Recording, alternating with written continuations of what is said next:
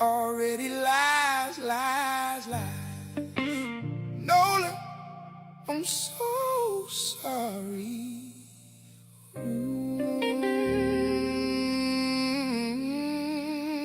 Why you scrub your social media? Why? Oh, it's already lies, lies, lies. Just tell us what really happened to Nolan. How did he get in that water? Oh, Mississippi, stand up right now. Why the hell they so silent? If you know you didn't do it, and if you can prove it, just say it out loud. Oh, 18 years young, football dreams in his hands, out on Horn Island with the so-called friends. Boat trip for the 4th, celebrating life, but he never made it back, left in the night. Mama posted, calling for help on the net today, searching, heart full of pain, now the body found, but the story don't add up. Phone left behind, strong swimmer. What the fuck, something just not right. The silence deafening, scrubbing timelines, deleting, no confessing. Nolan Wells, copper spirit shining bright. Most High knows the truth in the pale moonlight. Family grieving, but they standing tall. Been crump on the case, demanding justice for y'all. Why you scrub your social media? Why? Oh, it's already lies. Just tell us what really happened to Nolan. How did he get in that water? Oh, Mississippi, stand up right now. Why the hell they so silent? If you know you didn't do it, and if you can prove it, just say it out loud. Oh, Nolan's Wells family, please excuse me. I know you're grieving, but good God, this don't make sense to me. Baby in the water, how he end up there alone. Friends came back without him, stories changing on the phone. Independent autopsy coming, truth gon' rise. Toxicology, deleted messages, no more lies. Mississippi Delta ancestors watching close. We walk together, can't let another young king ghost. Them folks ain't kinfolk, hold yourself accountable. If it's foul play, speak now, make it audible. Peace be still in the storm, but justice first for Nolan. For the family, excuse my burst. Oh, Nolan, I'm so sorry. Your light still shines. My God bless you, may he protect you. Justice for your son, your baby. Something just not right. Oh, Mississippi, stand up right now. The Most High sees it all, no hiding in the dark. Hell no, we demanding answers while you scrub your social media. Oh, it's already lies. Just tell us what really happened to Nolan. How did he get in that water? Oh, Mississippi, stand up right now. Why the hell they so silent? If you know you didn't do it, and if you can prove it, just say it out loud. Oh, Nolan, I'm so sorry. Justice for Nolan. We all we got, ancestors never left. Mississippi, stand up. Ooh, peace, peace still. Truth first, Nolan Wells, your story ain't over.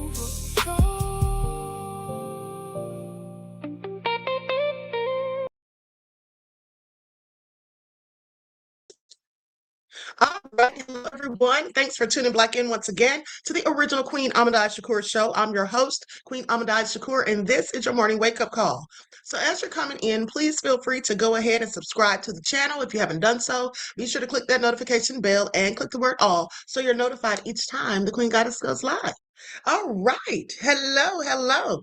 All right. Nita's and Mike's world is here. Okay. Diddy in Dallas. Let's get into it. Anita Harrell, the Prince of Paraphernalia's nefarious self, is here. I forgot to add you as a mod, beloved. I'll do that later. 504 Nola, 57 Beige Fox. All right. Let's get into it. Greta Lee. Okay. Buckhorst, DC. Beautiful Hearts. All right, Love Christie. Okay, Jaded Parallels is here. Mr. Elevation. Okay, so shout out to all of my loyal royals and everyone tuned into the Queen. And a big shout out to my moderators because y'all know they be putting in work, especially with the abundance of trolls that we have had as of late. Okay, hey, Nita and Mike's World. Okay, so with that being said, let's get ready to get into it. Adwa L. Lawyer is here. Chocolates. Okay, Tangi is here.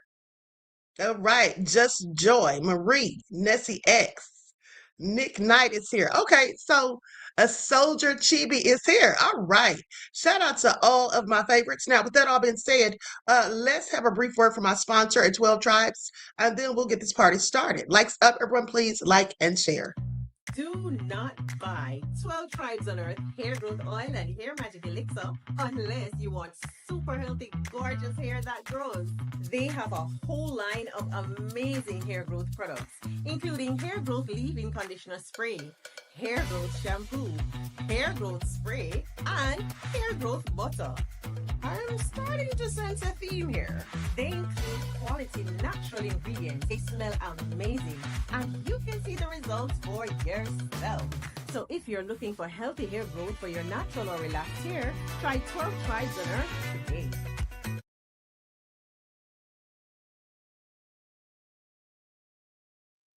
All right. So don't forget you can purchase 12 Tribes Hair Oil at Etsy.com. Just look for Lisa Crafts. Okay. You can also find her products at Walmart.com. And don't forget that she sells beard oil. Okay. So now let's get into it. Okay. Because the sheriff came out and said that Nolan drowned. That's what he said. He said that Nolan drowned. And in fact, of course, Nolan did drown. But how did he drown? It's the question. Now, I'm going to tell you all something. I had a dream. I had a dream about Nolan yesterday, okay? And I told Desmond about this last night, my chief moderator. So with that being said, here's what I dreamt. I dreamt, and I believe it's absolutely true because you all know I be having prophetic dreams, and I'm always right. Okay, haven't been wrong yet. Okay, so here's the thing. I had a dream that Nolan was going to get on the boat. He was in the water, and as he walked to the boat, they backed up. And then, so, like they were joking and they're laughing in his face. And then he walks up a little bit more, and then they back up. And they kept doing this for at least about 30 minutes. They just kept doing this, and he's coming out further and further into the water. So finally, he just couldn't keep up. Okay. Now that's what I dreamt, and I believe that's exactly what happened. Okay, that sounds about right to me. That sounds about right to me. And you know why it sounds about right to me? Because when I woke up from that dream and I thought back to um the young man that was about 14 or 15 years old. If you all remember, I showed you this video maybe 2 weeks ago. But the young black guy who was like 14 or 15 years old, who was out there on that lake with those white folk. And they had him out there in the water with that little bitty life jacket on. And they were taunting him with the monkey noises and all of that. Do y'all remember that? Okay, they were taunting him and they were trying to make him come to them, knowing that he couldn't swim. Okay, so this is obviously something that they do, in my opinion. Okay, this is obviously something that they do. Now, I want you to think about it because when the sheriff comes out and says that Nolan drowned, and then they say there was no bruising on the body or whatever, and things like that, like he hadn't been in a fight or anything. So that all makes sense because if that's how they got him out there in that water, yeah, he did drown. Okay, and they made him drown. That's what happened.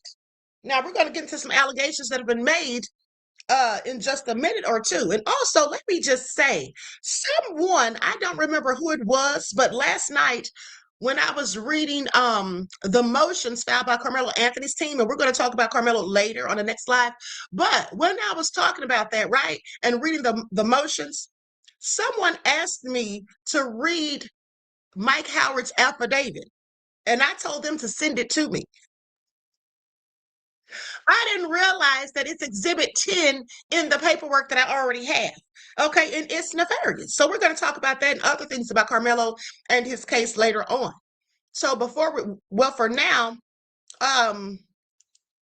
let's get into this Ben Crump interview that he did with, I think, ABC. He also did an interview with Don Lemon. We're going to get into that also and some more details. First, hold on. before I do that, let me just go to this Rolling Stone report. Who was Nolan Wells and what was he doing on Horn Island? Now, on July the 4th, Wells, a football player at Southwest Mississippi Community College, and several friends traveled to Horn Island, a remote strip of land which is only accessible by private boat. Now, later that day, the friends came back on another boat. Wells apparently had decided to stay on the island. He was last seen around 3 p.m. Now, we know that's a lie. They keep talking about 3 p.m. Remember, I already showed you all with proof and receipts that people said it was about 5 o'clock. Okay, when he was arguing with the people on the beach, or it was about 4. Someone said it was maybe after 4, and then someone said about 5 o'clock. Okay, so that all being said, there's a discrepancy in the timeline.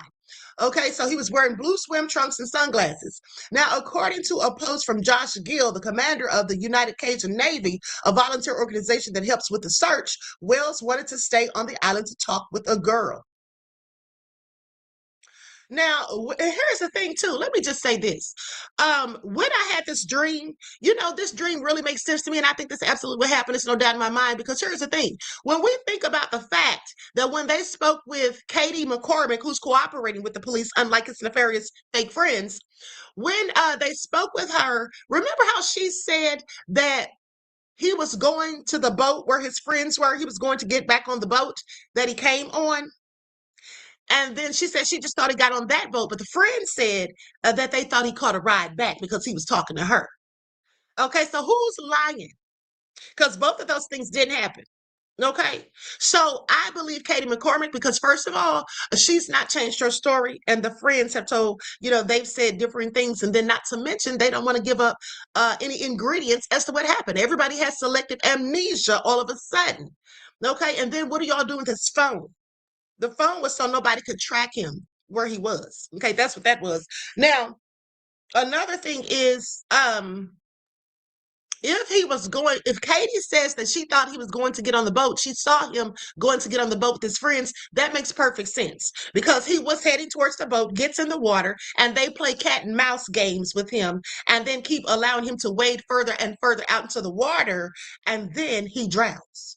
Okay? Now, and I was asking myself after I dreamt that, why did they do that? Was it because they were jealous? What sort of nefarious plot did they have? Now, I want you all to pay attention because there was something in my mind and I wasn't really fixated on it, but it was a thought. Because if you remember the group of videos that I played for you yesterday, there was a black guy, the last video that I played, okay, in the compilation, the black guy that said, this is starting to seem like some sort of initiation or something. Do you all remember that? He said, this is starting to seem like some sort of initiation. Okay. And I was thinking, yeah, it does kind of seem like that could be the case. Well, now this woman has come out and she's made that allegation. Now, she doesn't know for a fact. This is all pure speculation. Okay. But if anybody would know, a Klan initiation, it would be white folk. Okay, please pay attention. Now, the following day, multiple agencies and volunteer organizations began looking for Wells, and his body was found on Monday morning around 8:45 a.m. Now, though his family positively identified the body, authorities didn't confirm it was Wells until Tuesday, when they were able to identify him through dental records. An autopsy was conducted on Tuesday, but the results have not yet been publicly released. So when contacted for comment, the Mississippi Medical Examiner's Office referred Rolling Stone to the investigating agency. Now, the Sheriff's Department tells Rolling Stone that the case is still under investigation. My heart is broken for our sweet son who was always willing to cheer and uplift others. Nolan was a special soul. God took his time creating our son. This is what his mother wrote on her Facebook page, saying, I ask that you all please give me and my family privacy as we grieve.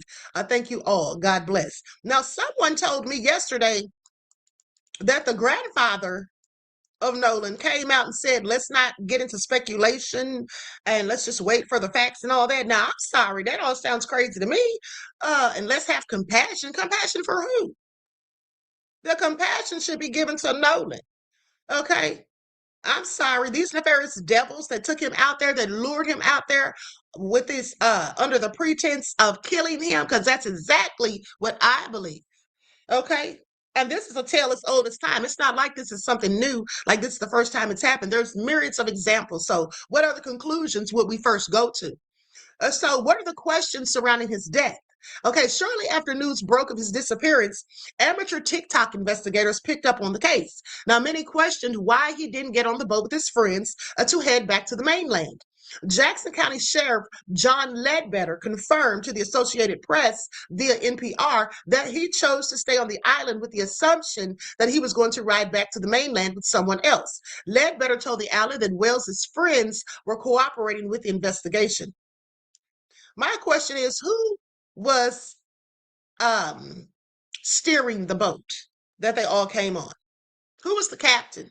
That person didn't dare to think, to ask further questions like, have you already secured a spot that you're going to be able to ride on another boat? Because usually the captain wants to make sure that everybody's accounted for. Okay. Social media commentators soon began comparing Wells's death to the death of Tamla Harsford, a Black mother who died in 2018 during an adult sleepover with a group of white women. Now, though no criminal charges were filed in that case, her family has insisted that the facts of the case indicate that her death wasn't an accident, as authorities concluded in 2021. So as authorities concluded in 2021, but still no one's been arrested. And if you all remember that story, I specifically remember that her friend came to those people's house the next day, banging on the door, demanding answers and accountability. They called the cops and had that person arrested. But you know who wasn't arrested? Any of them, who clearly killed her. Okay, she didn't die falling off of a 5-foot balcony. Okay, that's what she didn't do. Not to mention there were bruises and abrasions on her and all of those things. Okay, not to mention one of the people that was at that sleepover, because there were men there as well, not just the women, but one of the men there worked with law enforcement. And it was said later, it was reported that he was caught on the computer at his job trying to figure out what all they knew about the case, or where they were, if they had any leads and things like that. Why would he be doing all of that? Y'all didn't do anything. Y'all don't know how she ended up dead on the backyard lawn, face down, mind you. Okay, and seen it like 7 something in the morning. I think they said somebody visited the house at like 7:45 in the morning, but that person didn't see her, or they left the house or something and didn't see her. Maybe because she was in the backyard, but still, it's all suspicious. If y'all didn't do anything, why would you be needing to figure out what the police know? So what's the current status of the case? On Tuesday, Wells's family, who posted a GoFundMe, which has collected over $220,000, that's what I'm talking about, retained civil rights attorney Ben Crump, who quickly announced that he would be conducting an independent investigation into the young man's death, saying that Nolan Wells was a beloved son. Well, we already know what Ben said in the statement because I told you all yesterday. But they say after Wells's family retained Crump, the attorney posted a video on Instagram, which had previously been making the rounds on social media. Now, the video, which is shot from another boat near the island shore, shows dozens of people on the beach with a small group seemingly having an argument. Many on social media speculated that this group included Wells, though, as the caption of the video notes, as of now, authorities have not confirmed whether the video is authentic or connected to Nolan's case. The video is absolutely authentic. What are they talking about? Okay, please. Now, both Crump and authorities are asking anyone who saw Nolan that day to contact them. Yeah, so they can get them to be quiet, so they can silence them. Okay, now mind you, that's just my opinion and pure speculation, but that's exactly what I think. Because also, one of the mothers, the stepmother of one of the boys, is a judge, but now they're saying somebody's a police officer, okay, and something else I can't remember, but we're going to get into it because I have the video of the person saying that. But I just find this all interesting, okay? We know that something nefarious happened to Nolan at the hands of those devils who took him out there, okay? That's what we do know. Likes up, everyone, please like and share. Now I'm going to share my screen because Benjamin Crump did an interview with ABC News. We're going to listen to that, and then we're going to go to the interview he did with Don Lemon. It's about 14 minutes long, the Don Lemon interview. We're going to get into it. Likes up, everyone, please don't forget to like and share. Thank you in advance. Who's representing Nolan Wells' family. Thank you so much for joining us, Mr. Crump. Just from where you sit, what are the biggest unanswered questions so far about this case? obviously the biggest question is what happened to Nolan Wells. I think the reason this case has caught such fire is because they see the pictures, they see the video, and they're saying, hold on, you're trying to tell us just accept this an accident and sweep it under the rug? His mother, Christine, his father, Elmo, say, no, they will not allow that to happen. His friends, his community. I mean, he was a good kid. He was beloved. He was a college athlete. He had everything going for him. And so to go on that island for 4th of July celebration and then not to come back. Let me just tell you all something that I want to point out in case you all missed it or nobody thought about this. You know, I've been paying attention for years to how when they kill these young Black men, they kill the ones who are productive in society. They kill the college graduates or the ones who are actively or currently enrolled in college, the ones who did good in high school, the ones who don't have a criminal record. Did you all think about that? They're not taking out these thugs and these rug dealers. Okay, they're taking away our productive young men in our society. Okay, ones who could potentially create change, who are going to do big things. I want you all to pay attention because let's not forget Jelani Day. Jelani Day, you all remember him in Chicago? Okay, he was 25 years old, a medical student, found dead out of the woods not far from the river, and his clothes folded neatly by the riverbank. His phone found on a road somewhere, like it had been thrown from a vehicle. They said that he was with 2 Caucasian girls, women, that they had possibly been out there smoking marijuana or something like that. Do you remember that? His organs seem to have been missing. I'm just saying, think about that. These are the type of young men. Look at Carmelo Anthony, how they railroaded him. Carmelo Anthony okay? Carmelo Anthony is a good young man, had all these things going for himself. And now here's Nolan.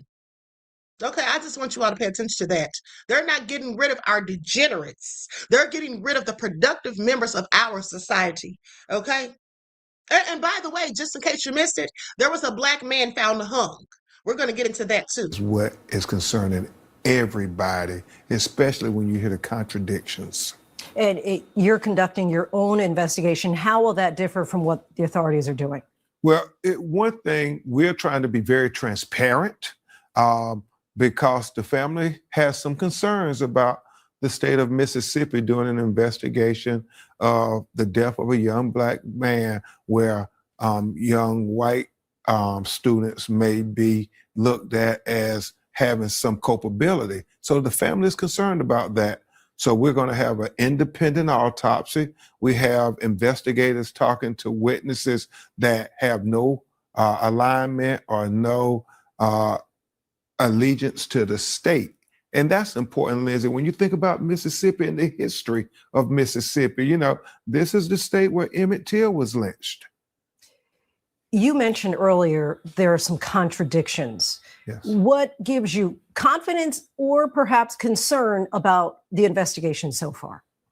Well, the fact that they continue to tell the family that we don't see any evidence of any foul play, even though you have students who recorded an altercation while they were on the boats of argument where you had Nolan and somebody yelling at one another on the boat. So that's an issue. And then you have the young lady make a statement and she says, well, Nolan and I finished talking and Nolan said he was going back to the boat. And then the boys on the boat said, no, Nolan told them he was going to stay with her.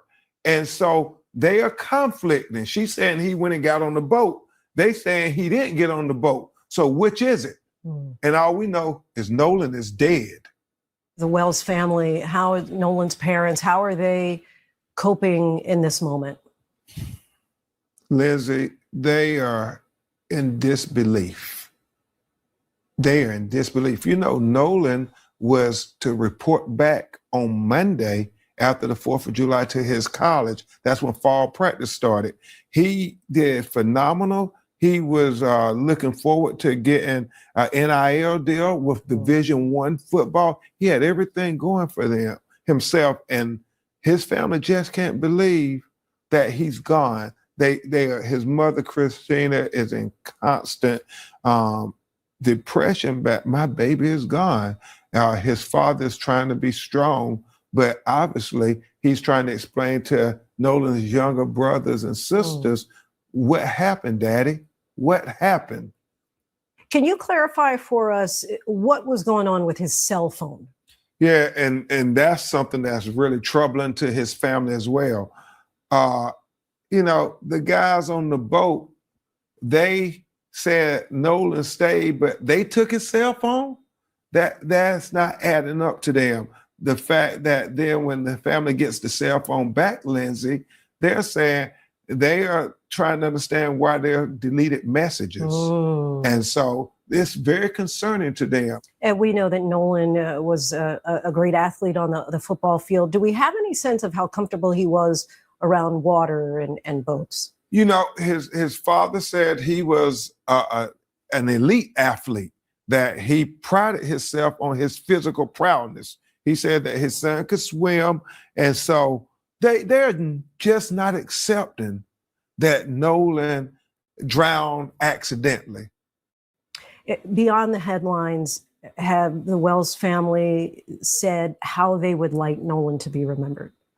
Yeah, everybody, not only his parents, but the whole community, his teachers, his coaches, the people at his college, they're saying he was just a great guy, always trying to be supportive, be encouraging, wanted to make the world a better place. His mother talked about his smile, and she's like, she doesn't know when she's ever going to smile again.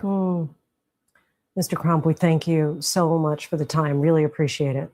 Thank you, Lindsay.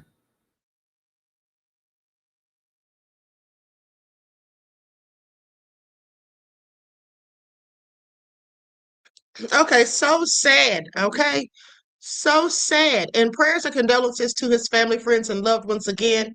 Now let's go to this interview that Benjamin Crump did with Don,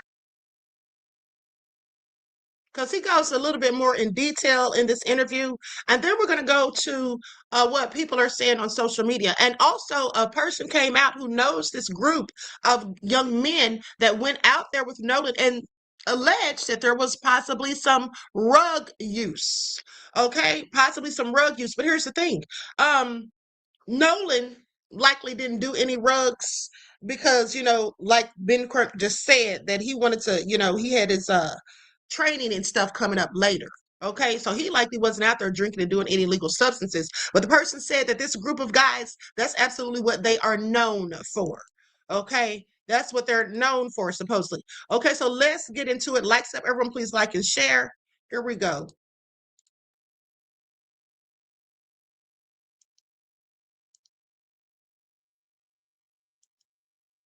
Okay, shout out to Don Lemon for this interview. And I'm going to use an overlay.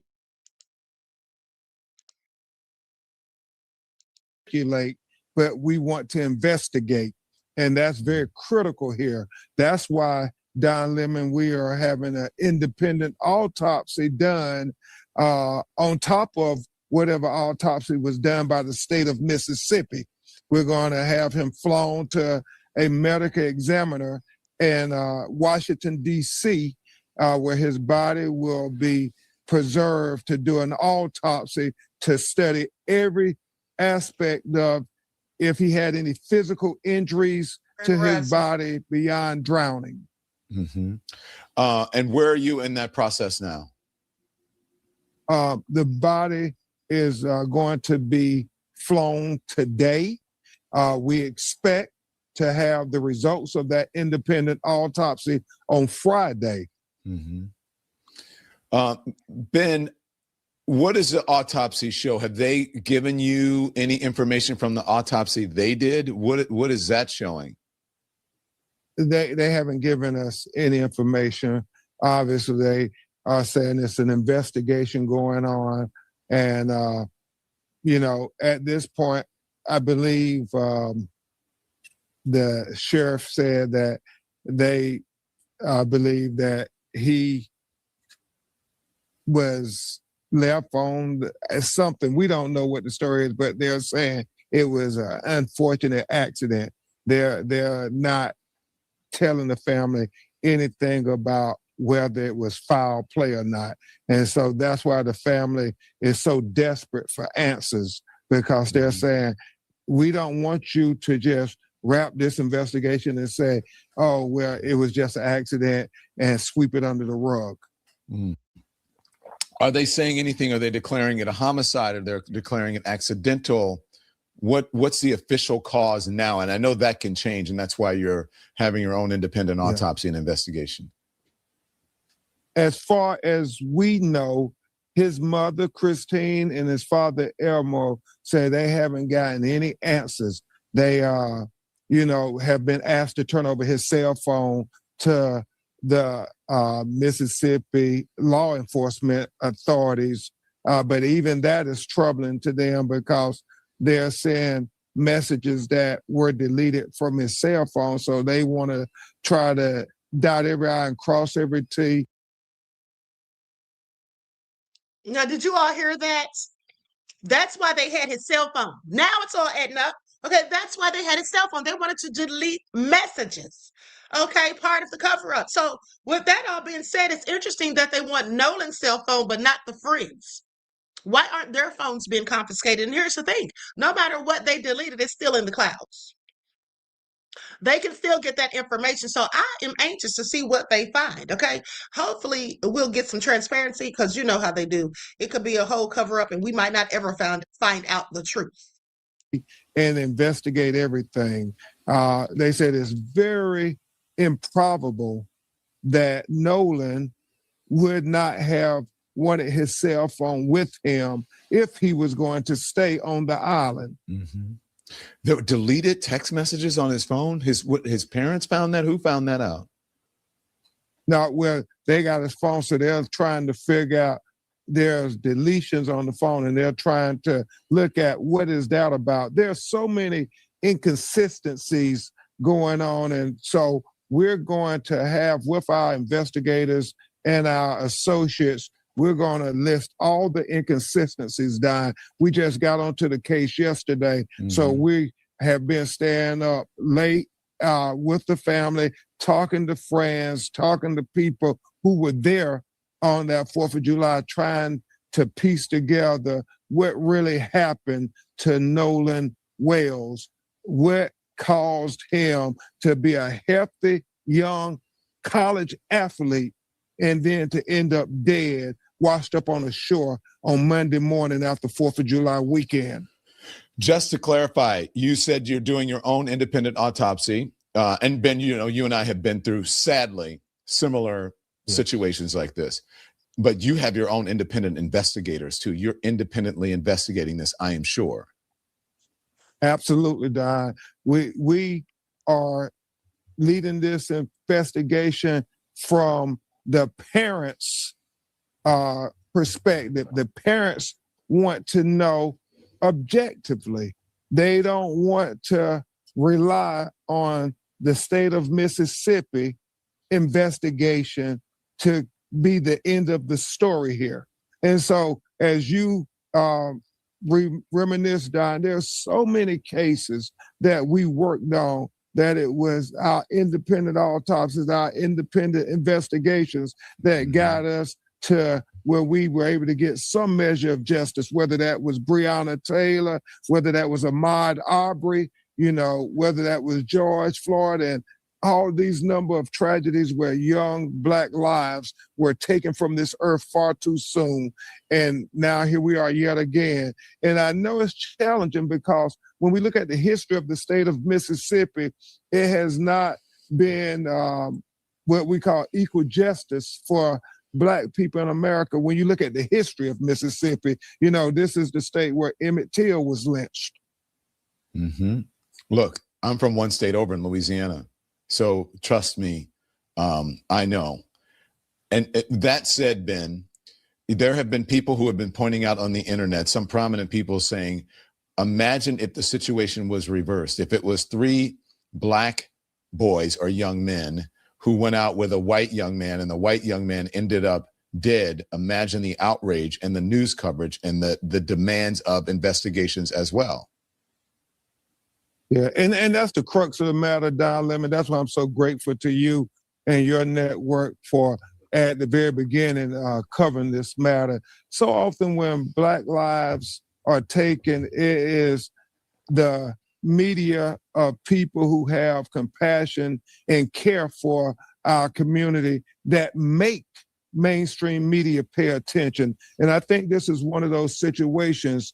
And if the crux of the matter, if these were 3 Black kids with a white kid, and that white kid ends up dead after they claim they left him, they can't remember anything, but they have their cell phone, you have to ponder whether they would be treating this as a murder investigation or if this was what they call just investigation into accidental death.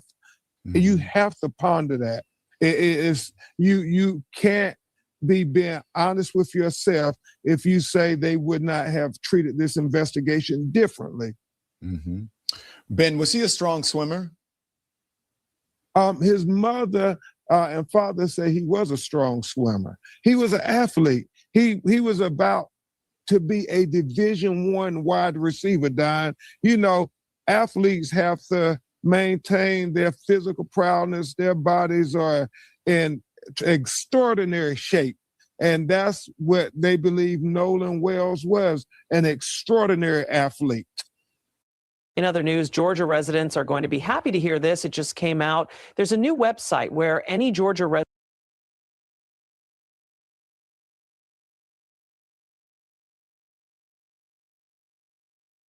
Look, the evidence is there.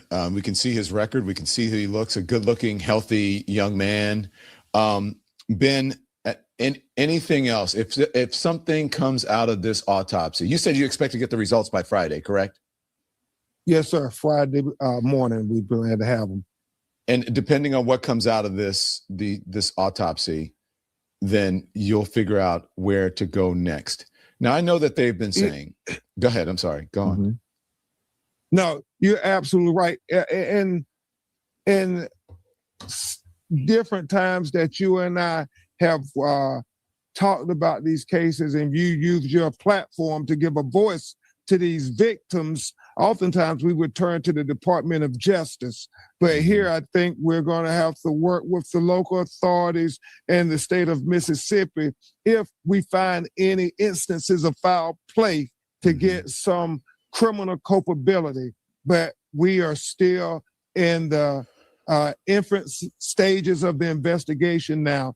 And this independent autopsy is going to be very important for many, many reasons, Don Lemon, many, many reasons. And so as soon as we get that, we will come back on and talk to you about the findings and what they mean.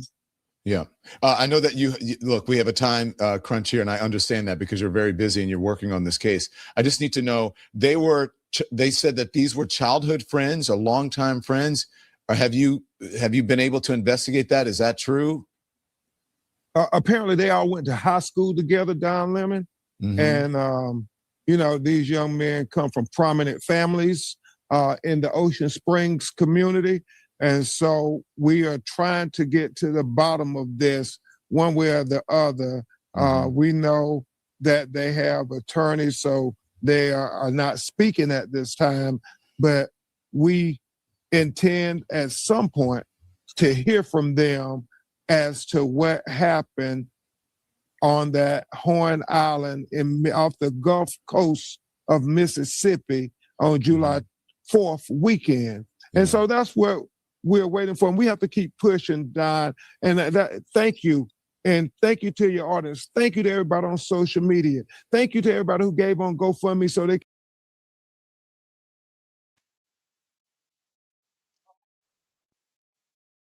Okay, shout out to Benjamin Crump, honey. He's doing the Lord's work.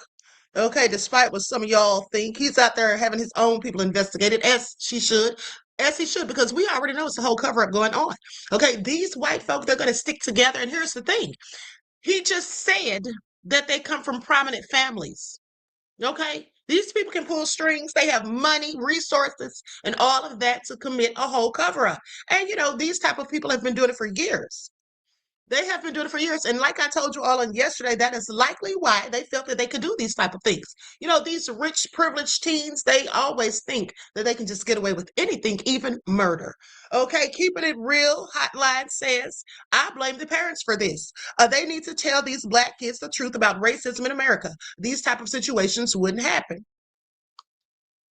His mother is Cambodian, so maybe she doesn't view racism through the same lens as a Black person would.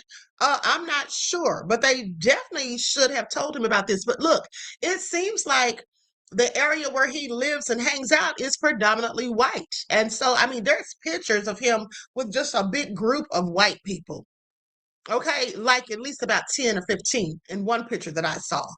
So it looks like that's all there is. But Horn Island is a place for the people with money. That's where they go. And Black people usually are not seen hanging out there, according to a Caucasian man. That's what he said about it. Okay, so now with that all being said, let's get into these videos because I find it all interesting, especially one woman's take on the whole thing. Here we go. Floating beside Horn Island Monday morning from the 4th of July festivities. Hold on. And one thing I want you all to pay attention to is how so many white folk are saying that those kids are guilty and they need to be investigated. It's a whole lot of white folks saying that. Okay, so please pay attention. And there's so much that doesn't add up. But what we do know is that the world looks different for Black folks than it does white folks. And that's a fact, okay? Because Horn Island is a place that you can go and have fun and be safe and all that if you have the right skin tone. But I know the group that hangs out there. I didn't grow up going out there, but I spent my time out there. And I know that you don't see a lot of Black folks out there. And there's a reasoning behind it, and this is the reason. Nolan Wells is who I'm talking about. But a boat with 4 teenage boys went to the island and only 3 came back. And they were trying to say that he just wanted to stay out there at the island, but some of the details in this story don't add up. They didn't give his phone back to his mama, didn't tell her in time when they got back to the boat dock, stuff like that.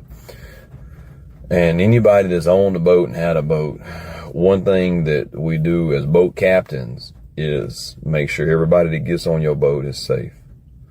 And this is another example of how white folks don't do their part in trying to make sure that Black folks stay safe. And most of the time, they are the detriment of Black folks. So, yeah. There was a fight on that boat. There was a fight on that boat. And after that fight, Nolan was unalive. What was that fight about? Who was he fighting with? Or who was fighting with him?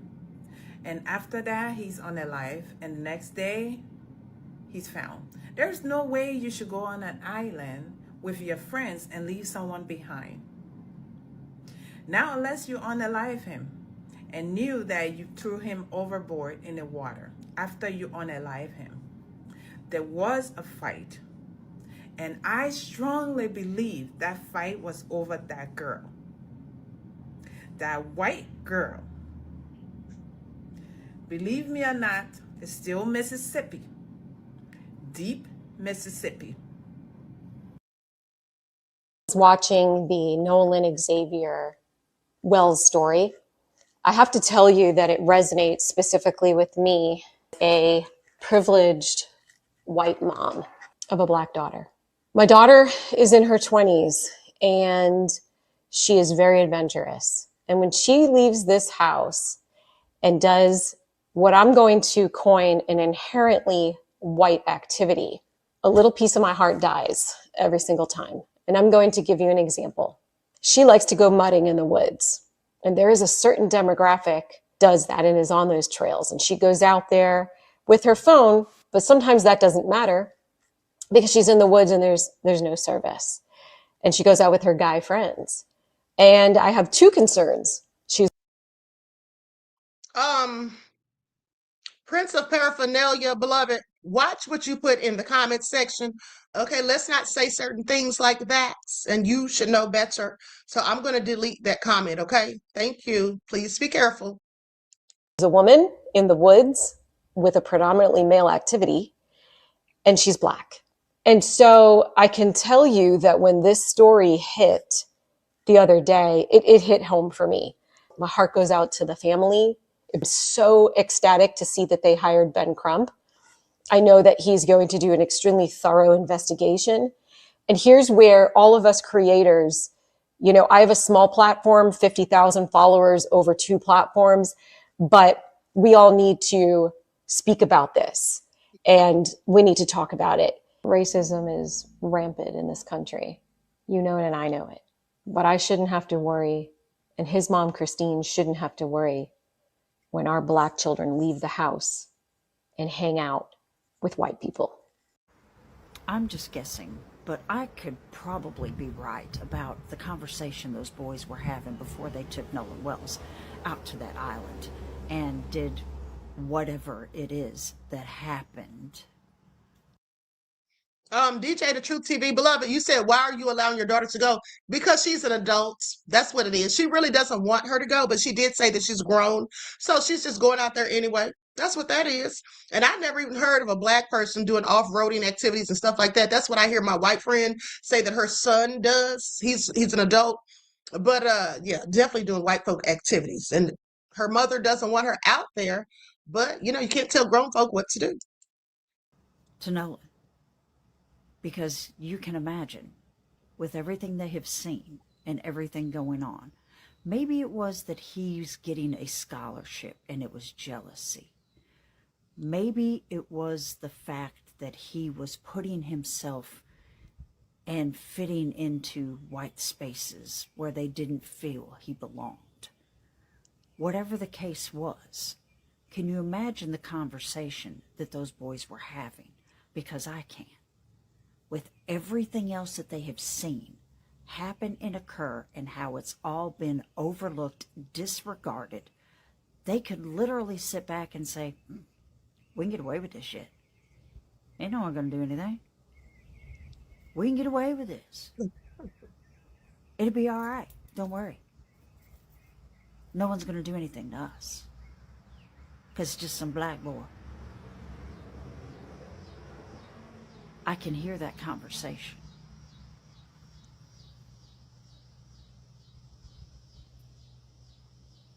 And it's looking like they're probably right. That's fucked up. Yeah, it is. Each of these incidents, whether it's been someone hanging from a tree, Black people don't hang themselves from fucking trees, or someone disappears and is found dead. The young lady in the group of white women. Nolan. So many others. The names are just stacking up.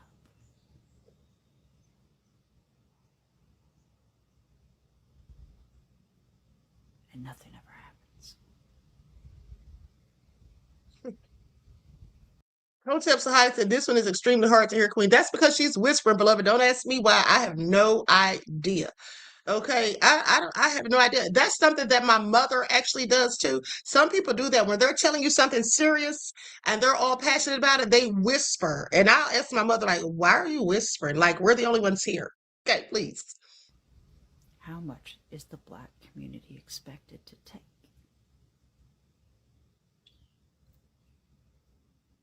Every dam has a breaking point.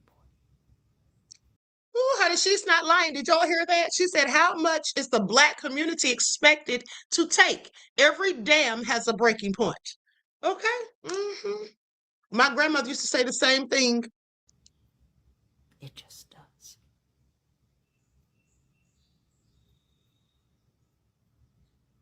Take care. So if you haven't heard the update in the Nolan Xavier Wells case, it looks like we may be in for yet another disappointment. So I say disappointment because based on the statement that the sheriff released to the news media outlet, I believe it was ABC, he's basically saying it looks like Nolan drowned. Based off of their preliminary investigation, it's looking like he drowned. Yeah, okay, he drowned, but how did he drown? Like, I feel like it's very premature for them to release such a statement when, one, the autopsy has not come back yet. Have you spoken to all the witnesses? Like, has the proper due diligence been done to truly determine what happened out on that island on July 4th?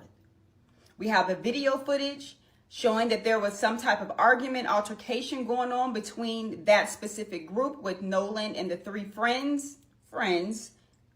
And we need to build upon that. We need to get more witness accounts. People need to step forward that were there to specifically detail what the argument was about.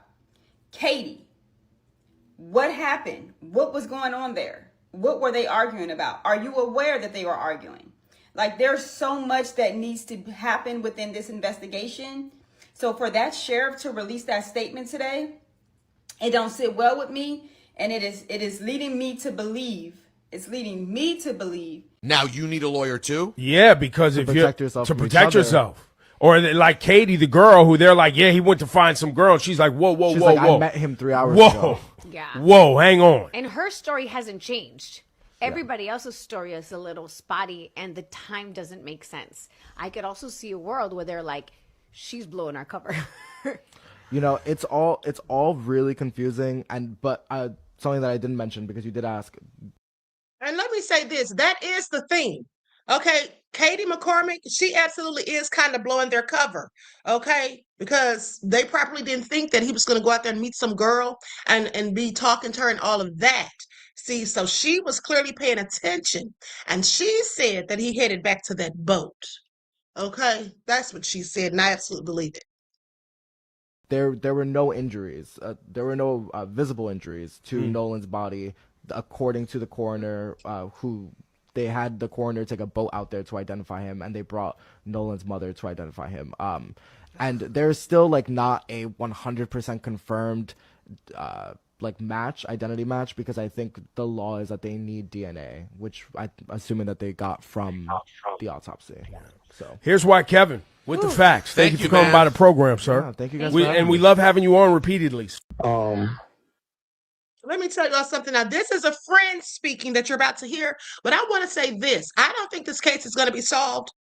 I don't think this case is going to be solved unless somebody cracks, and I don't think anybody is, because these wealthy parents that they have already coached them, told them to get rid of their social media. They've lawyered up. They've deleted stuff out of his phone, allegedly, and I'm sure they've deleted stuff out of their phone. So here's the thing. The only way we can get to the bottom of it is if there were some hidden footage somewhere, which I'm sure there isn't, out on an island that's remote. Second of all, unless somebody talks, and I don't think anyone's going to. Okay, I don't think anyone's going to talk. And here's the thing. Don't forget that I told you all on yesterday that it has been alleged that one of the so-called friends posted on their social media before they deactivated their entire account, saying that our parents are saying that my mom is praying over us for something that we did that could possibly get us 10 years or more. Okay? Sounds like a confession to me. I know that friend group that he was with is known for, I don't know if I can say this substance, but they're known for doing a certain substance. And, you know, some of us who have spoke to Nolan prior to the island date, we know that they were known for doing that substance. Another thing that we believe is, what if they peer pressured him into doing something, and again, with the mixture of alcohol, and this is allegedly, y'all. This is allegedly. And Jesus just giving us his synopsis of what he feels. So allegedly, Jesus, you got to remember when you're getting on these panels, you got to say allegedly, because somebody will try to wrap you up. Allegedly, coming from his friend group that knows him very well. I'm talking about teammates that played with him, went to school with him, and folks that see him every weekend. Allegedly, we believe that maybe something just didn't go the way they wanted it to. Maybe they were trying to have a little bit too much fun, and it was just a mistake that they covered up. But I know for a fact that that friend group that they were with is known for a certain substance. So it does not surprise me whatsoever. And I'm almost certainly confident, allegedly, that there was that substance on that boat. I know we won't know till the body gets tested and all that, but, you know, it's what makes sense to me. I don't believe he tried to swim back to the island or anything like that. There's just a lot of things that doesn't make sense. Why did they leave him in the first place? Why didn't they make sure he had a ride home? If that was me and my friend group that I typically hang out with, I mean, Nolan, yes, was in that, but if it was me and my 4 close friends, I'm not leaving that island until I leave with my friend. The more I learn That's about right. Hold on. Now, Jaded says, oh, I didn't know it was remote island. Do you have a map of the Queen? I don't have a map of, but I can pull one up in a little bit. But here's the thing. Yes, it's incredibly remote. Okay, it's incredibly remote. You have to have a private boat to get there, and also it's undeveloped. It's an undeveloped barrier island. Okay, basically, it's located roughly 10 miles off the Mississippi Gulf Coast, and it has no drinking water, no structures, and no cell phone service. So yes, remote. Okay. And it requires visitors to be entirely self-sufficient. So it's likely a place you don't want to get stranded and be out there by yourself. So now pay attention to that, because that's important. Because if it is such a remote island with no cell phone service, meaning you wouldn't be able to call for help if something happened, you have to be self-sufficient, okay, and all of that. Why in the hell would you not make sure that your friend got on somebody's boat, even if it wasn't yours? Why would you come back talking about, oh, I thought he got on another boat, but you didn't make sure? These people killed him. Okay, that's just what they did. They literally left him out there. They had him drowned. I can see it right now, so visible. Okay, there's no doubt in my mind that absolutely he was trying to get on that boat, and they kept backing the boat up, playing cat and mouse. Okay, this is what they did. And now he's dead. Okay, and they took his cell phone, and then some lady came out saying that when she goes on a boat, remember that Caucasian lady who was talking about how it's a witch hunt, and we're trying to make these kids guilty just to blame them. Why in the hell would we want to just blame them? See, that's not what we do. This is all projection. And I want you to pay attention when you hear these racist devils talk, these MAGA minion type people. When you hear them talk, every accusation is a confession. Okay, they're telling on themselves through their projection. As she said, they just want to blame it on them. No, that's what they wanted to do to Carmelo Anthony. They just wanted to blame it on him. Okay, that's why they railroaded him. Okay, so this is what these people do. The Nolan Wells case, the more I'm convinced that it was a Klan initiation ritual. One kid's parent is a judge, another kid's parent is a lawyer, and another kid's parent works in the jail. Happens in Mississippi on the 250th anniversary of our country, not to mention all the black people that have been found hanging from trees and the big group of white masked men marching on the Capitol. This is all Klan activity. The racism in this country disgusts me, and it's a big reason why I'm no contact with most of my family. I don't talk about it on here, but I have a black brother, and my mother raised him to believe that racism isn't real. I pretty much started fighting with my family and going no contact with them when Kyle Kaepernick took a knee, because that's when all of them started feeling comfortable in their racist skin. I haven't really had a relationship with my brother since he was 12 years old, because my mother cut me out of his life because I took him camping and to a dinosaur museum when I found out that she told him he's not allowed to be a paleontologist because dinosaurs aren't real. And he was like autistic level genius about dinosaurs. And instead of being a paleontologist, she forced him to go to Bible college. And now he's got a bunch of white Christian friends. When I hear about shit like this, isn't that something? He was going to be a paleontologist. You know how much money they make? I think about my little brother and something like this happening to him, or something happening with the police. And like I noted before, I'm not trying to make this about myself. I'm just sharing this information so you could have context about where I'm coming from. But if we don't keep speaking up about this stuff and about the Epstein files, nothing is going to be done about it, because the people that are in power are the Klan members and the people in the Epstein files. Now, what's interesting to me is while she was talking about that and saying that we need to keep talking about this and the Epstein files, which we absolutely do, and we're going to talk about that next week, because I got some information on a couple of people, celebrities that have some sort of illness that has been connected allegedly to eating human flesh. We're going to talk about that. I got the receipts. But what I was going to say is, it's interesting that while she was talking, there were 666 people in the chat. But let's continue.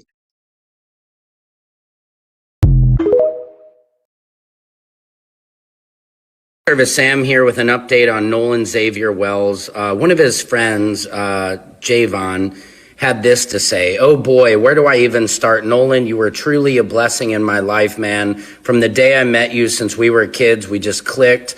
You always took me under your wing and showed me what a true friendship and brotherhood should be.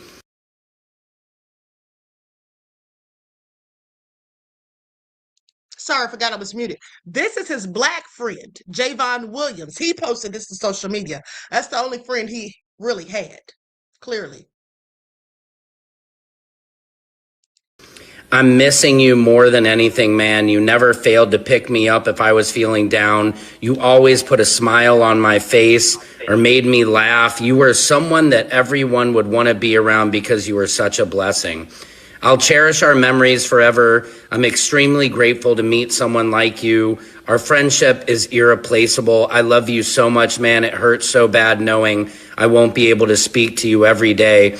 But this isn't goodbye, brother. This is simply just see you later. I love you, man. Get your rest. I'll do anything to hear your laugh one last time.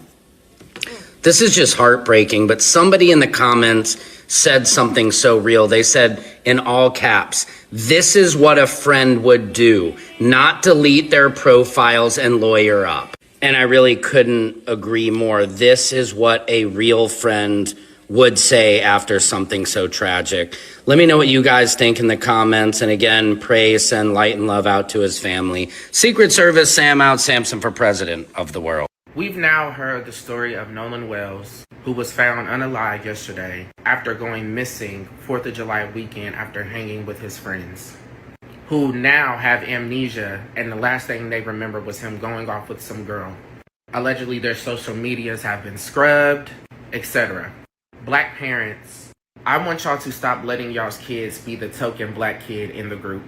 Black adults, stop being the token black friend in the group. Parents, please teach your kids about microaggressions. Everything is not a joke, and a lot of those jokes have truth to how they feel about your kids. There's no boys will be boys and none of that. Because I'm trying to understand how friends let their friend go off with somebody they do not know. Because I was taught we came together, we leave together. This story reminds me of Tamala Horsford, who they said accidentally fell off a balcony after she was drinking. Do you see this? The only black person here. What group of friends let you get drunk and be near a balcony? Exactly. No. Exactly. We have to be more careful, especially now in these times. And as more things come out, we'll find out what really happened. My goodness, only 18. With his whole life ahead of him. Okay? Absolutely so sad. Absolutely so sad. Now, with that all been said, hold on. We have a few more clips to go to, and we have to talk about this black man who was found hung. I mean, how many more hangings, lynchings, okay, are we going to go through? Likes up, everyone. Please don't forget to like and share. Thank you in advance.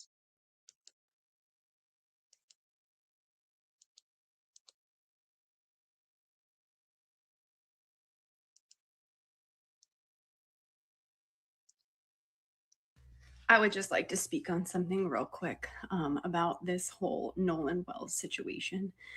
And it's basically that I keep seeing post after post after post of almost essentially blaming his parents because they, you know, didn't warn him or allowed him to be the only black child in a group full of white children.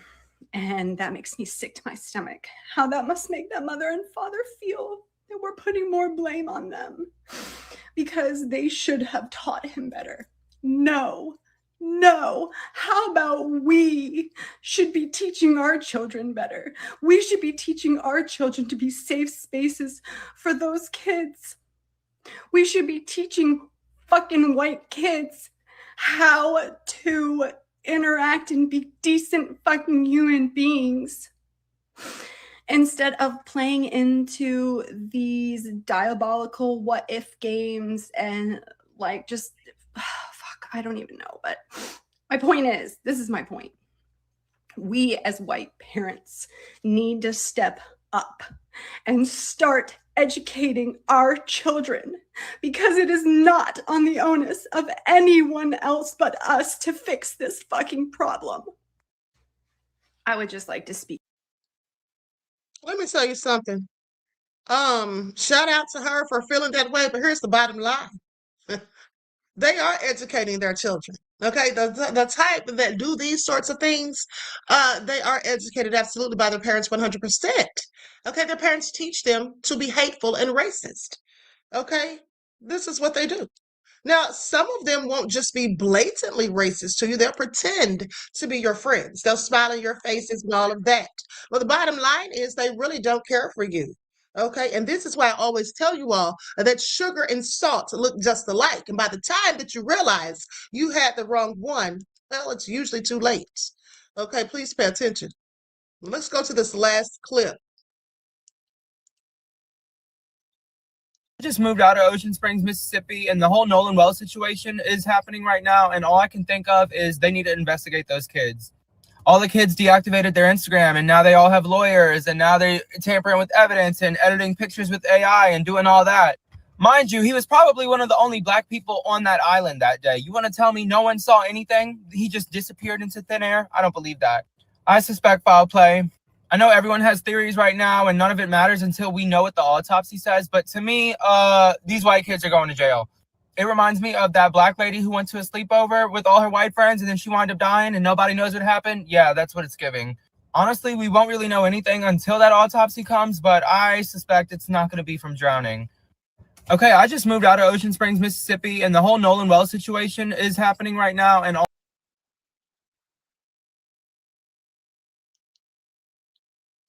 Oh, so sad and tragic. And that woman that said that it was Klan activity, well, I absolutely believe it. And here's the thing. There is so many things that happen that are Klan activity that this just gets swept under the rug, basically.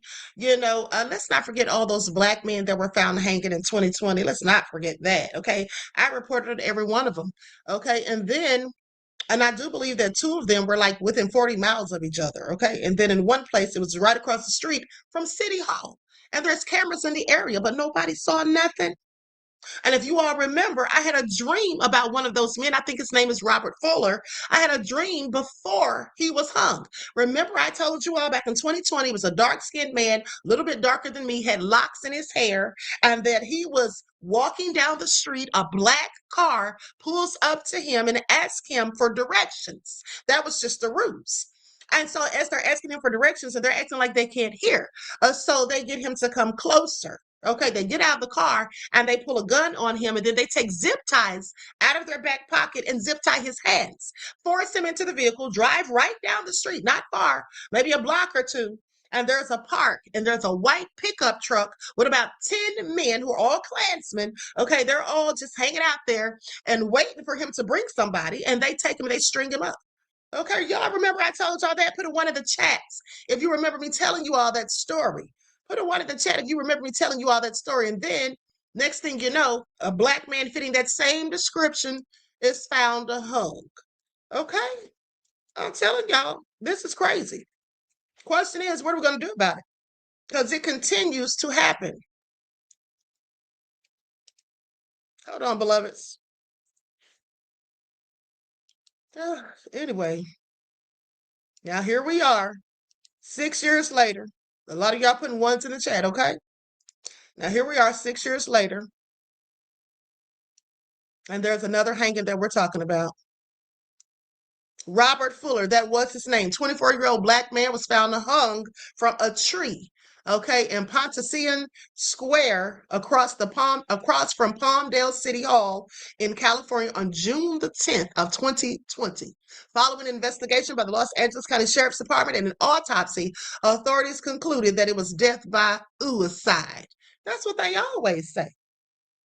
That's what they always say. They said there was no signs of a struggle, foul play, or defensive wounds. Okay, this is what they say. So these things continue to happen. Now let's talk about this. And here he is right here. Let me just show you all his picture. For those of you who weren't privy to that broadcast, I literally described this man to a T. I described this man to a T from my dream.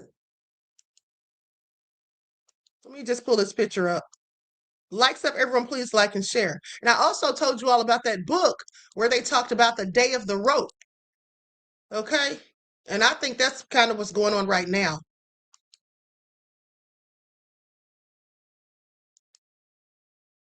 That's him right there. I told y'all he was dark skinned, darker than me, and had locks in his hair. Okay? This man was only 24 years old. May he rest in peace. So sad. Now, let's talk about Jared Jackson, because that's the young man who's currently deceased. So here's what they say. Oh, I'm sorry. That's the wrong picture. Here's what they say. Body of Illinois man reported missing after electric forest found in wooded area near festival. Police still have no leads in their investigation into the body of a oh, I'm sorry, that's something else. I don't know why that's even on here. Okay, so here's what they say. Michigan State Police announced that the body of a 28-year-old man reported missing after this year's Electric Forest Festival in Rothbury, Michigan, was found in a wooded area near the events. According to a statement from the MSP 6th District, Illinois native Jared Jackson was reported missing on June the 29th after leaving the festival, with his body found near his parked rental car. So earlier on the morning of the 29th, state troopers responded to Jackson's campsite after he reported an unspecified alleged criminal incident involving a friend. Now, after troopers conducted an investigation and interviewed all involved parties, they determined there was no incident at the festival, and Jackson reportedly left the venue a short time later. So investigators said Jackson left his cell phone and other personal belongings behind, with troopers determining that his rental vehicle was in the Rothbury area. They found the car unoccupied with Jackson's wallet and keys inside. Now, they found Jackson's body in a wooded area nearby, with officials determining that he appeared to have died by suicide. Okay, with no indication of foul play. Isn't this the same story? How many times do we have to keep hearing this bullshit? Okay, and here's what I want you all to pay attention to. Now, mind you, I went to college for criminal justice, so I just happen to know a whole lot, not a little, about how they conduct crime scene investigations. So one thing that I have noticed, every time there is a Black person found hung, lynched, they always immediately come to the scene, view the body, okay, take it down, and then say immediately, no foul play, no evidence of foul play. But here's the thing, you've not collected any damn evidence. How do you say there's no evidence of foul play when, in fact, you have not collected any evidence? Okay, you should be checking the body for fibers. Okay, you should be checking for fingerprints on anything that you could find. You should be doing taking samples of soil from the ground. Okay, you should be doing all sorts of things. You should be taking footprints. Okay, they have this plaster, this stuff you pour down to get footprints, impressions, right? You should be doing that. They don't do anything. And here's the thing, I literally saw a true crime show one time years ago, probably over a decade ago, and there was a body that was found out in a wooded area. Now, the person wasn't hung, but I think it was a white person. But anyway, they were found out in a wooded area, right? You know how they caught the killer?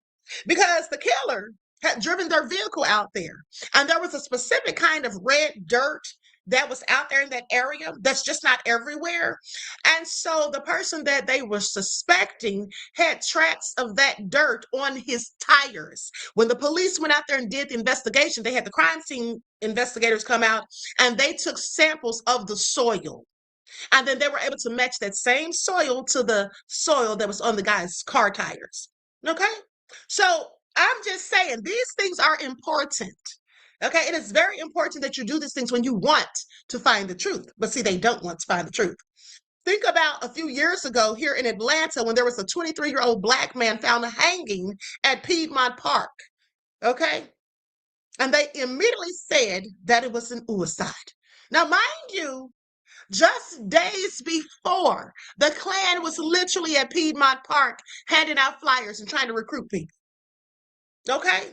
My son used to go there with his friends to play basketball. He doesn't anymore, not after that. Okay, so I'm just telling y'all, we have to be very mindful. Okay? I'm sorry if y'all heard that noise in the background. That's the landscapers. Hopefully they'll be done soon. Now, but here's the thing. Let's go to what Jared Jackson's cousin says. Like and share, everyone, please. Like and share. Thank you in advance.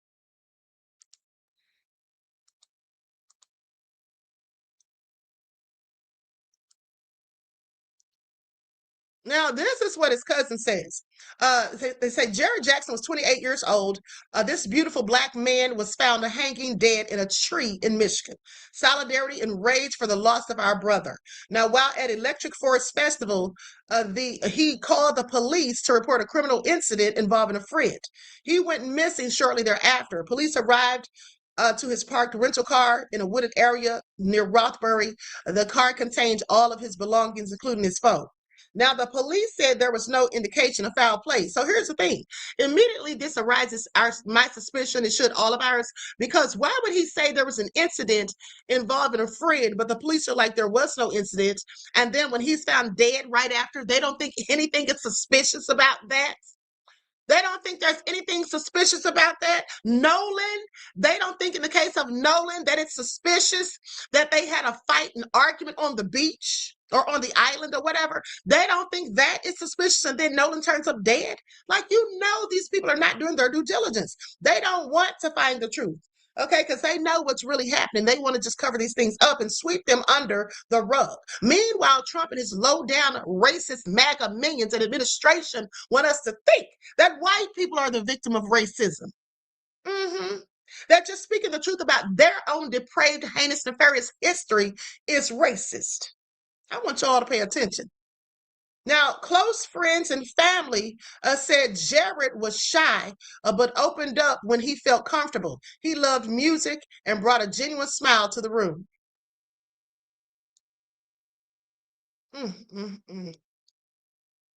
This isn't the post that I was looking for. There was a post where his cousin, is this it? Hold on, beloveds. This year that we know of, hold on, why is this thing moving like this? I'm not even doing this. It's doing it on its own. This is real crazy. Okay, close friends and family said Jared was shy but opened up when he felt comfortable. He loved music and brought a genuine smile to the room. Now, this year that we know of, Jared is the 4th Black person to be found hanging in a tree here in the United States. Okay, the 4th. And then this stupid MAGA minion was on TikTok and somebody was talking about all these Black people being found hung from trees, these Black men specifically. And then some racist MAGA minion was like, oh, what Black men? Do you have receipts? Do you have sources? I said, fool, you don't watch the news? Okay, you don't read or research? Please. And so anyway, Jared J, hey, King, hey, brother, love you. We love you. And I'm so sorry. Okay, please update this. He did not have his phone on him. His friends kept his phone. They said the friends kept his phone. Why would the friends keep his phone? Say his friends kept his phone. They have that in their missing person Facebook post that Jared did not have his phone. His family has also reported that his Apple Pay was attempted to be used after he was missing. Y'all hear this? Why do authorities play in our faces calling these obvious lynchings no foul play, aka suicide? OMG, this is horrific. Okay, anyway, honey, I don't see the post from the cousin. It may have been another post that I was looking at about him, but the cousin said that they were the cousin, and they said there's no way my cousin would have done this to himself. And we know that. We don't even have to know him, but what we do know is that Black men, Black people don't hang themselves from trees. Okay, don't hang themselves from trees. And here's the thing. It's like they don't even give a darn what we believe because they tell the most blatant, obvious lies. When you think back to, they said there was a Black man hung in 2025 who had 2 broken legs, but they claim he did it to himself. Do you all remember the Black man that was found hanging at a hotel about 4 or 5 years ago? I forget where the hotel was located. Seems like it was Mississippi or Alabama. Okay, all crazy. Then let's not forget, what was that guy's name? The guy from Ferguson, okay, after the Mike Brown thing, when all of those activists turned up dead and nobody even thought to do a full-on investigation into that, the police didn't think that was suspicious. 6 activists, okay, that started down there in Ferguson with the Mike Brown thing, they all turned up dead, including Darren Seals. But the female activist who was down there, who's one of the big people that started it, her son turned up dead hanging in her own backyard. Okay, like 20 feet up in the air, his pants pulled down to his ankles. Okay, they said that he did this to himself when we should know that that is a telltale sign of the Klan. That's what the Klan is known for doing, pulling your pants down to your ankles. It all has to do with Enos, with a P, envy, okay, in my opinion. All right, when I listen to Dr. Frances Cress Welsing, that's what I think about, how she used to talk about that envy. Okay, because why are you pulling someone's pants down to their knees, their ankles, okay, after you've killed them? Okay, so he did that to himself. His hands were handcuffed behind his back. So how the hell did he get up in that tree? Let's not forget about the black guy who was 26 years old, who was found hanging in his own truck. He was a truck driver. There was footprints and damage to the dashboard as though someone was kicking and fighting. Okay, he had bruising and all of that. Hung in his truck. They said no evidence of foul play. What about the guy who went to Walmart and then he was found in a wooded area up against a tree? I mean, all of these things keep going on and on and on like it's no stopping. And then they tell us all these ignorant excuses and say that the person did it to themselves. No investigations. Okay, they try to sweep it under the rug and move on to the next. And I want you all to pay attention to the reason why they keep saying these things and classifying them as suicides, because they don't want us to know the danger that we're really in. They don't want us to know the hatred that they really still have. They don't want us to know that we're still living in Jim Crow 2.0. But the main thing is they don't want us to ever, any of us, to ever sue the Klan. Because if you remember, Michael Donald, who was hung, okay, throat slit, beaten with a branch of a tree, and then hung from a tree because a black man was accused of killing a white man and got acquitted. 1981, 19 years old. His mother, Beulah Mae Donald, sued the Klan. Okay, she won like $7 million. She was able to take over possession of the building where they would meet at. She took all of it. She bankrupted the Klan, okay, down there in Alabama. So with that all being said, that's the last time they classified it as a lynching. Ever since then, it's always been suicides. Y'all did this to yourselves because they don't want black folk taking money from the racist devils. Okay, that's how that goes. Oh, so crazy. Anyway, there's one video that I forgot to show you all. One group of videos. This is basically Klansmen talking. People who grew up in racist families, or you grew up in, Klan territory. This one content creator said that that was a alleged Klan initiation that happened to Nolan Wells. Now, I don't know anything about the Klan as far as how they jump you in and jump you out like you the Crips or the Bloods. But it doesn't seem far-fetched. Now, if you are white and you know something about how they do, especially in the South, I need you to leave a comment, or because that's a very interesting take that I never even thought of. Maybe they had to sacrifice someone black, right? I mean, you hear so many different gangs, Asian, Italian, Latino, that you have to sacrifice a life to get into the gang. And maybe that's the situation. I don't, like I said, I don't know, but I'm asking, especially you white folk who have grown up around that type of racism, you know, and if you know, you need to say something. One of the kids' parents is a judge. It just is not adding up. So again, that doesn't seem far-fetched now that white woman shared that. Please let me know, for those of you white people who grew up in racist homes and you've deconstructed racism, and now you're an ally for black and brown and other underrepresented communities, just leave a comment, let me know, because that's a very interesting take that I never even thought of. A group of men stand in a remote field in the middle of Alabama.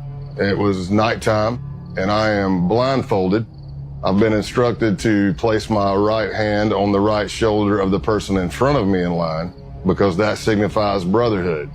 The Brotherhood is the Ku Klux Klan, the United States' oldest, most notorious white supremacist hate group. This is one of their ceremonies. What they don't know, one of them is an FBI undercover agent, and he's no lightweight, 6'4", 260 pounds, covered in tattoos. Because the white people of this city are tired of these crummy politicians just giving in to Martin Luther King and some of these communist front leaders in the city of Atlanta. Amen. Well, once they can get the federal money into your communities, into your schools, you lose control of your local boards of education. They realize they must destroy and break conspiracy. And let me just tell you all something. The Klan is listed and registered as a Christian organization. Okay, they're registered as a Christian organization. Please pay attention. They're allowed to continue to grow and thrive. Okay, they are not so out in the open now because they're not walking around in those white hoods for the most part. They're wearing judges' robes, police uniforms, firefighter uniforms. Okay, this is what they're doing, dressed in suits and ties, carrying briefcases. Okay, but they're still here. They're still alive and kicking. But what they got rid of was the Black Panther Party for self-defense. Okay, but they allowed the Bloods and the Crips to continue. They could lock all of them up, disband these gangs, just like they did the Black Panther Party for self-defense, but they don't want to do that because these gangs are killing each other. They're killing the people who look like them. Now, I guarantee you, if the Bloods and the Crips were out here killing white folk, they'd have been taken down a whole long time ago. Please pay attention. In bringing about the destruction of Christianity and bringing about the destruction of our heritage in the communities, then we are losing the insights of what we must do to expose the true enemy. There has been confusion brought into the communities. There are confusion in the minds and delusion in the minds of the Negro race of people as well as in the white races.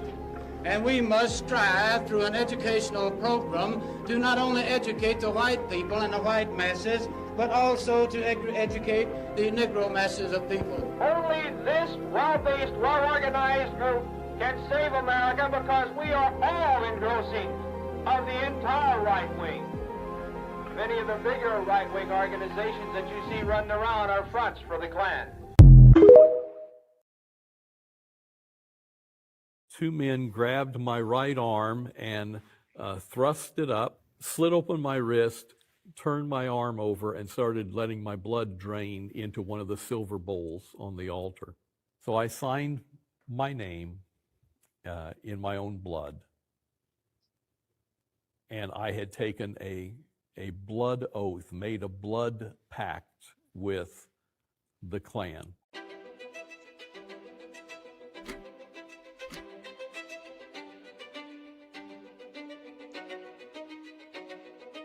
I was born in Kokomo, Indiana.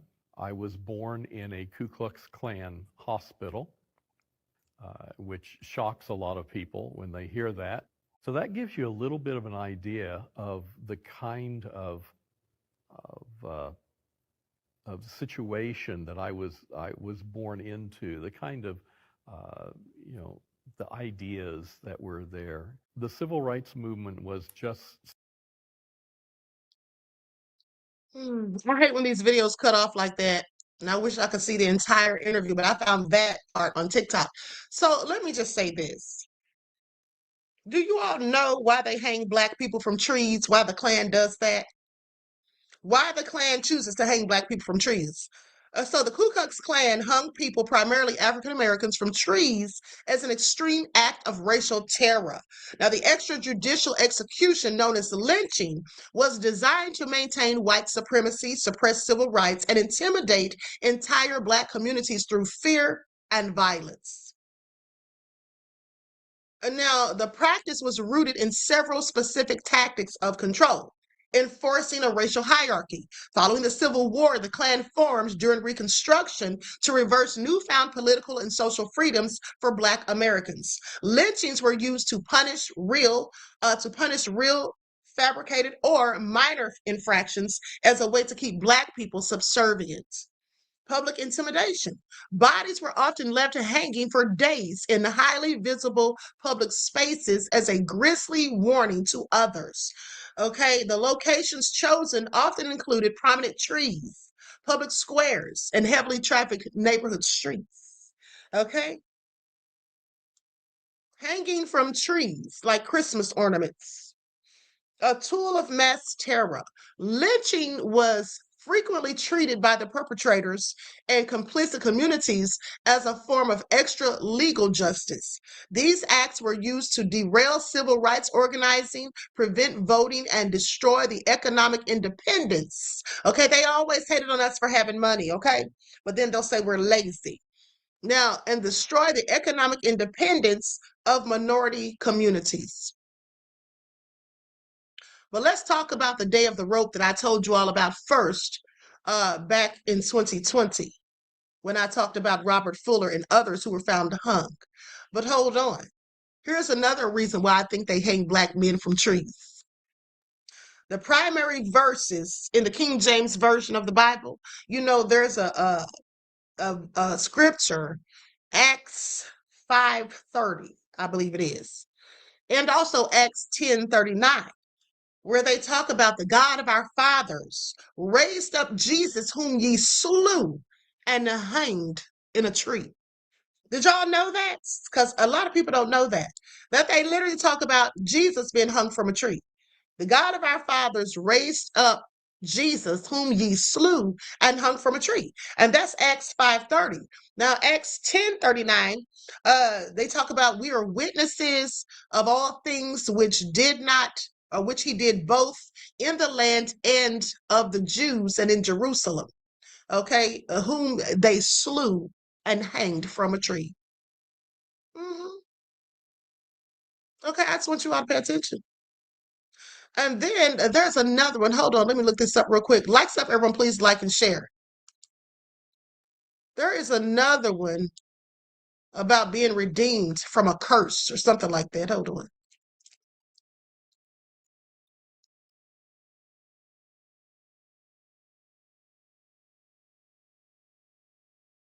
Okay, Galatians 3:13. Okay, Christ hath redeemed us from the curse of the law, being made a curse for us. For it is written, cursed is everyone that hangeth from a tree.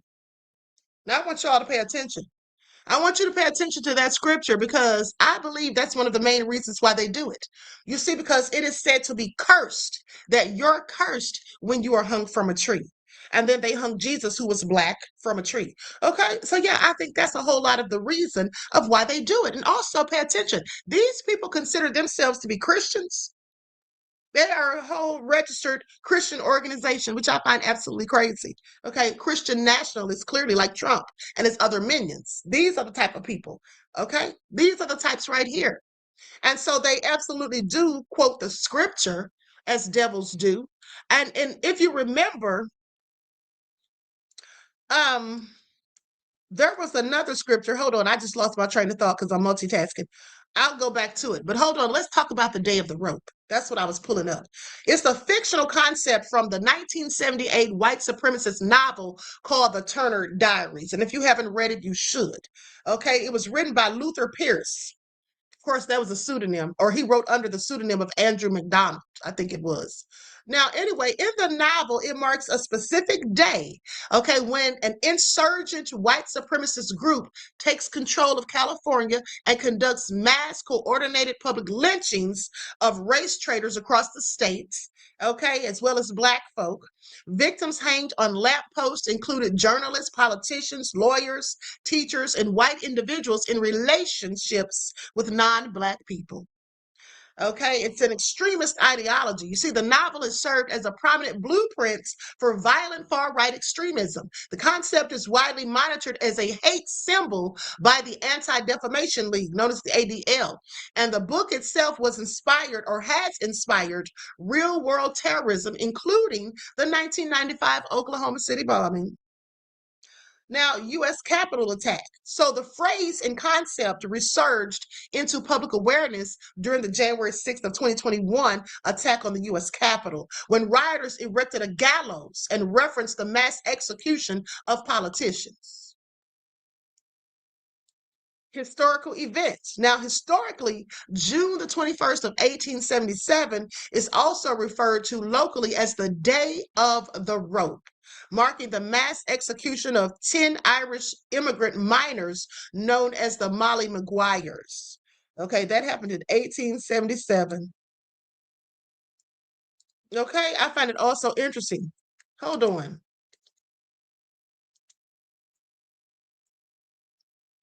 Because there was a poem in that book.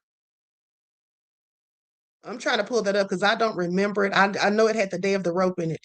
It's called, hold on, is this it? No, that's not it. Hold on, beloveds.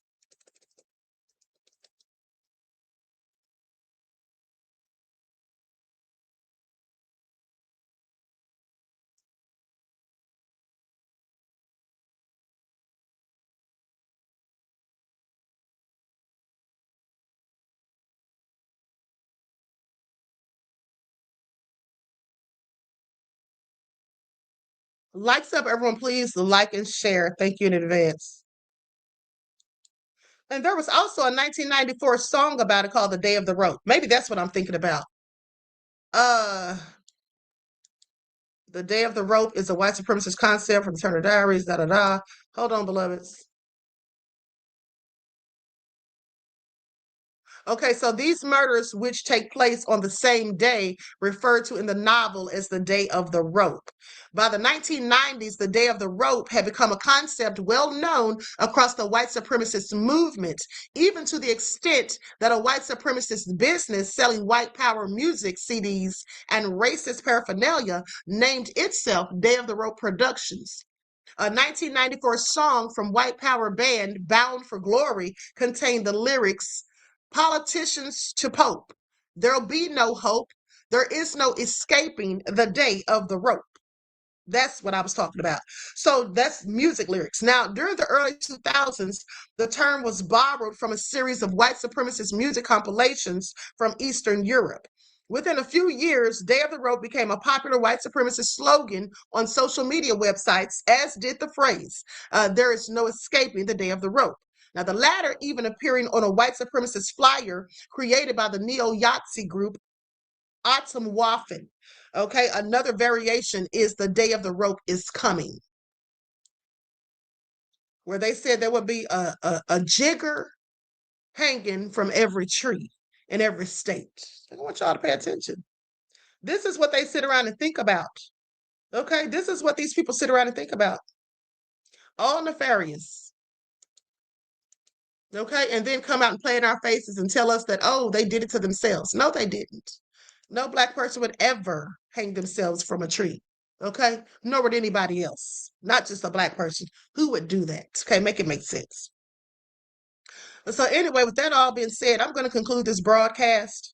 We all need to stay vigilant, and you need to have something on you to protect and defend yourself when you go out. And if you are someone who has a felony conviction and you can't carry a hammer, a gat, a gun, y'all know what I'm talking about, then carry you something else. Okay, carry you something else. Something you can poke somebody with if need be. Something you could spray in their eyes to blind them so they can't see. Do something. Do what you got to do, honey. Pick up a brick. You better have something on you because these people are out here and they're not playing games. And the police are complicit in it. And here's another thing. Someone in the chat said that the police were involved in those lynchings. Of course. I absolutely believe that. Okay, haven't they always been? Did y'all not see Mississippi burning about the Medgar Evers story? Was it Mississippi? No, I'm thinking about Ghost in Mississippi. But Mississippi burning. And they were hanging and lynching, and the police were absolutely involved. And they killed those 3 men who went down there, the 2 Jewish men, and the Black guy who went down there, James Chaney, I believe was his name.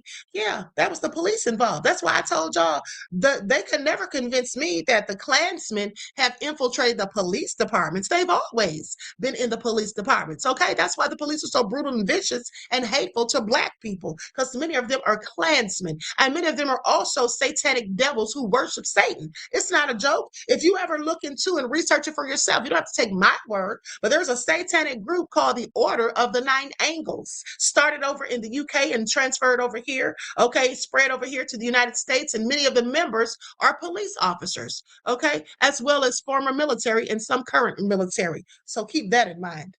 All right? At the end of the day, these people are wicked. Now I'm talking about these MAGA types. I'm not talking about the good white folk, as per usual. So anyway, beloveds, with that all being said, I'm going to conclude this broadcast. I want to thank you all for tuning in once again. Please like, share, subscribe, and all of that if you haven't done so. Okay, don't forget to follow me on TikTok, okay, at Dr. Shakur. And with that all been said, remember, each one teach one. That's how we grow and thrive. Do something productive, constructive, but never destructive. And always remember, beloveds, to keep the Most High first in your lives. And I will be back later, probably around 5 o'clock, because we have to talk about Carmelo Anthony. Okay. More information on that. And also, this influencer who died recently.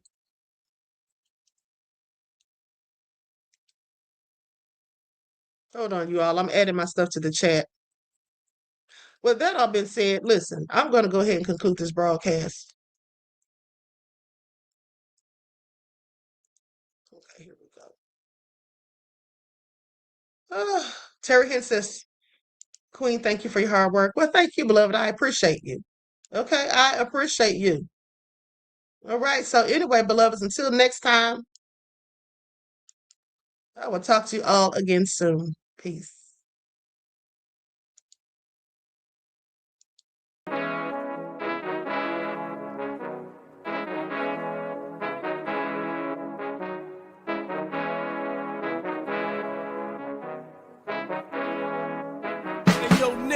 With that gold all in my skin, God all in my blood, kings all in my circle. You touch one of mine and you're done. They show no love for the queen.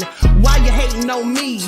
Is it cause I'm free and I got Malcolm X in my jeans? I got dreams like King Luther, shed blood like Kunta. You ain't helping my people, I ain't got nothing to say to ya. I want all the smoke like hookah. Talking reparations, America won't be great until they give us compensation. I'm like, I'm the hottest right now. See a bunch of lames out here trying to jock on my style. They be doing too much.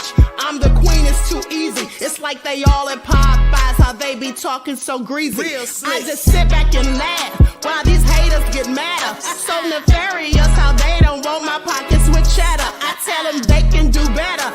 These snakes in the grass can leave a bite on your ass, cause y'all be trusting too fast. I got my foot on the gas, other one on they necks. Dropping receipts on haters, you better show some respect. I'm never facing regrets, we only facing the threats. Running through every challenge like a relay, break no sweat.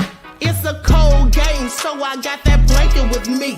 Now that my people awaken, ain't no going to sleep. I do not play by my piece, this time I'm playing for keeps. You talking slick, but when I see you like them ends, we gon' meet. And I got gold all in my skin, God all in my blood, kings all in my circle. You touch one of mine and you done. They show no love for the queen.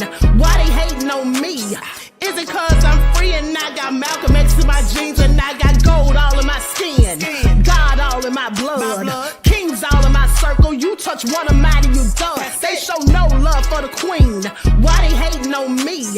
Is it cause I'm free and I got Malcolm X in my jeans and I got